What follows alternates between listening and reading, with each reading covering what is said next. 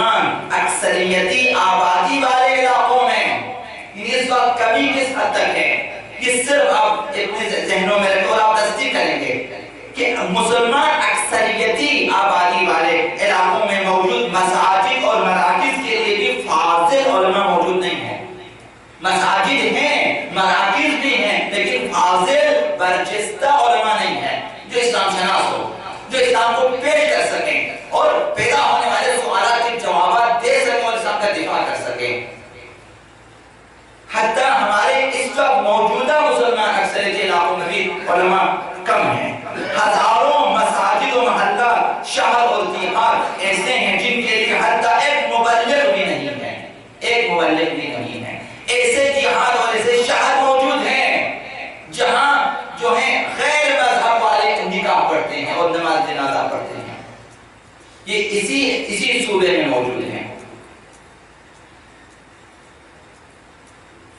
حتیٰ بعض سینکڑوں بلکہ ہزاروں، اگر اس ملک کے حوالے سے کئی ہزار مساجد ہیں جہاں ایک جو ہے پیش نماز بھی نہیں ہے، جہاں ضرورت ہے، آبادی ہے، لیکن ایک پیش نماز بھی نہیں ہے۔ سینکڑوں شہروں میں سینکڑوں مبلغین اور پیش نمازوں کی کمی ہے اس وقت بھی۔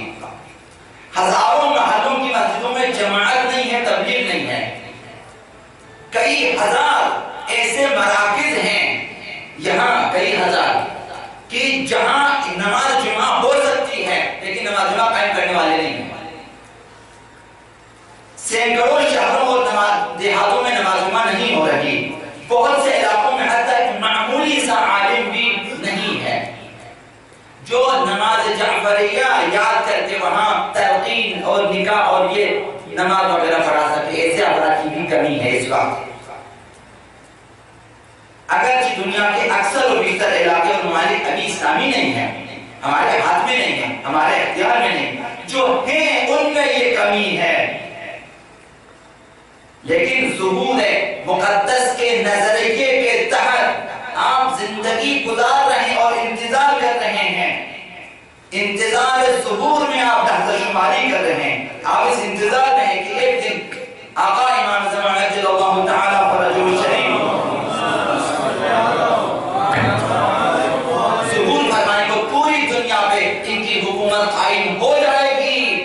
تو آقا امام زمان کے افراد تو چاہیے، جب امیر المومنین کے لیے چاہیے، مالک اکثر جیسے عمر جیسے محمد ابن ابوبکر جیسے افراد چاہیے، تو آقا امام زمان کے لیے بھی تو چاہیے۔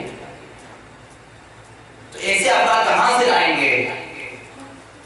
تو ہمارے پاس اس عظیم حکومت الہیہ کے لیے اگرچہ بعد میں یہ سارے ممالک آقا امام زمان کے زیر انتظام آئیں گے تو ہمارے پاس انتظام ہونا چاہیے۔ آپ کیا تیاری کر رہے ہیں آقا امام زمان کے لیے؟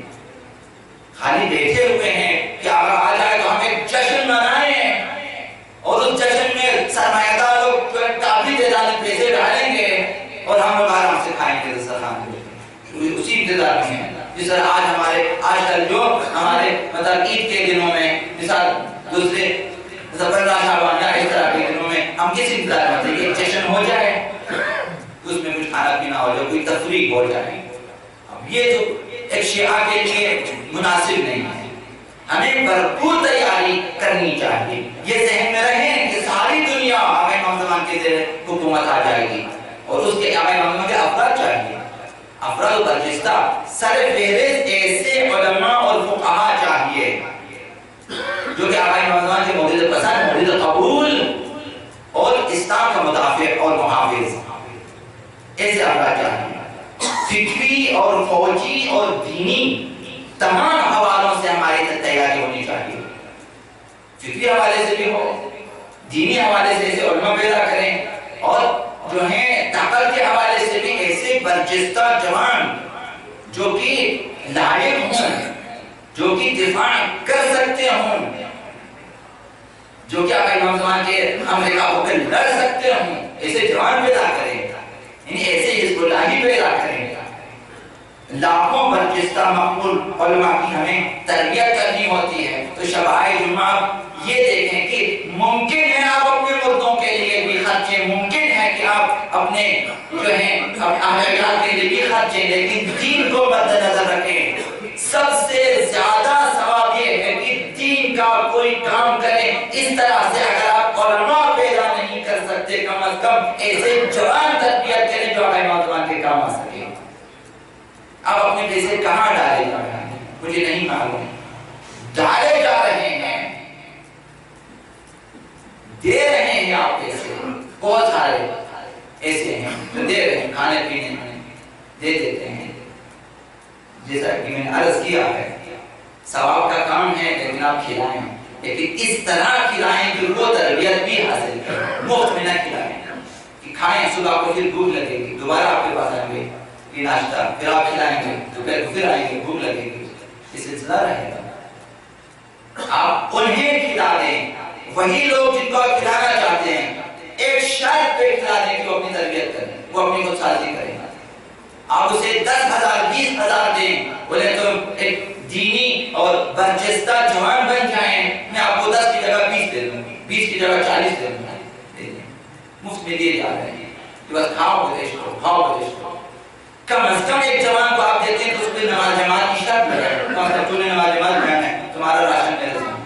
ایک جوان کو اگر آپ یہ اہداف ذہنوں میں نہیں ہے, صرف ثواب ذہنوں میں ہے, یہ ٹھیک نہیں ہے. آپ کھلا لیں, ہم نہیں کہتے کہ آپ کھلائیں لیکن ایک شرط لگا دیں. آپ ایک گھر والے ایک خانوادہ شہداء مثال کے تو کسی کی آپ تربیت کرنا, کسی کی پرورش کرنا چاہتے ہیں, آپ چاہتے ہیں اسے کھلائیں پلائیں, ٹھیک ہے, آپ ان کو ایک شرط لگائیں کہ تمام اخراجات ہم دیں گے, اپنے ایک بیٹے کو مدرسہ بھیجیں, اپنی ایک بیٹی کو مدرسہ بھیجیں, اس کا خرچہ بھی ہم دیں گے. آپ دیتے ہیں لیکن اہداف آقا امام کو دیتے ہیں میں نہیں رکھتے, تو آپ دیں ٹھیک, اور اس کے ایک بچے وہاں سے کم کریں اسے مدرسے میں ڈال دیں, سارا خرچہ ہم دیں گے. جو ایک بچہ مدرسہ میں بھیجے آپ اس کے لیے, حالانکہ مجھے پتا ہے کہ کتنے 100 افراد کو آپ راشن دے دیتے ہیں, پیسے دے دیتے ہیں آپ, اور ایسے سرمایہ دار موجود ہیں لیکن آنکھیں بند کر کے اس کا کوئی فائدہ سوائے کہ انہوں نے شب روز کھانا کھایا, اتنا ثواب آپ کو ہے. لیکن اگر اہداف کے تحت ہیں تو ہم کامیاب ہو جائیں گے. آقا نوجوان کے لیے ایسے افراد کی ضرورت ہے, ورنہ پھر اہل بیت جس طرح پہلے تنہا تھے اب بھی تنہا ہی. ہم لوگ اعتراض کرتے ہیں کہ آقا کیوں نہیں آتے اس وقت, اسی لیے نہیں آتے. آقا جائیں سارے دنیا حکومت قائم کر بلائیں, کتنے ایسے علماء ہیں کتنے بہت کم. ابھی دیکھ کہ حوض علمیہ قوم کے علماء کا جناب صرف ایران کے لیے بھی کافی نہیں, اس وقت بھی ایران کے اعداد و شمار میں پیش نمازوں کی کمی ہے اس وقت بھی, جبکہ وہاں ہزاروں کی تعداد میں افراد پڑھتے ہیں, پھر بھی وہاں بھی کمی ہے. حتی نماز جمعہ کم ہے اس وقت, جہاں نماز جمعہ ہونا چاہیے کم ہے ابھی تک. 35 سال انقلاب کو ہو چکے, اب بھی کم ہے. تو اب باقی ممالک کا تو پھر آپ حساب ہے, یہاں وہ کہہ رہے ہیں ہمارے حساب سے ابھی تک نماز جمعہ کم ہے, ابھی تک جماعتیں کم ہیں, ابھی تک مساجد کم ہیں, مراکز کم ہیں. جب وہاں پورے نوجوان پوری دنیا کے لیے آقا نوجوان کہاں سے لائیں گے؟ آقا نوجوان خود تو لے کر نہیں آئیں گے, اتنے سارے افراد کی تمہاری ضرورت نہیں ہے, سب کچھ میرے پاس ہے, اپنا کابینہ لے کے, چونکہ ہمارے لیے انقلاب کرنا ہے اور ہم میں سے ہی انتخاب ہونا ہے. ورنہ پھر آقا نوجوان اس طرح سے صدیوں سے تنہا ہیں, نہ معلوم اور کتنی صدیاں امام زمان تنہا رہے ہیں.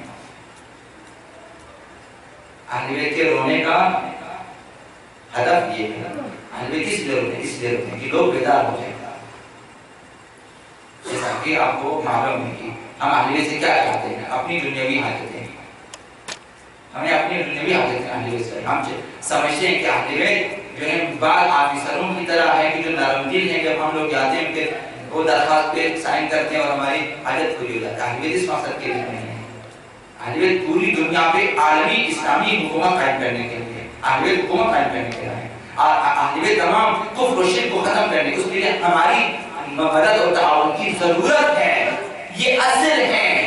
اہل بیت اکیلے کام نہیں کریں گے, ہمارے ساتھ قیام کریں گے, ہمارے ساتھ کام کریں گے, چونکہ سب کچھ ہمارے لیے کرنا ہے نہ اپنے لیے.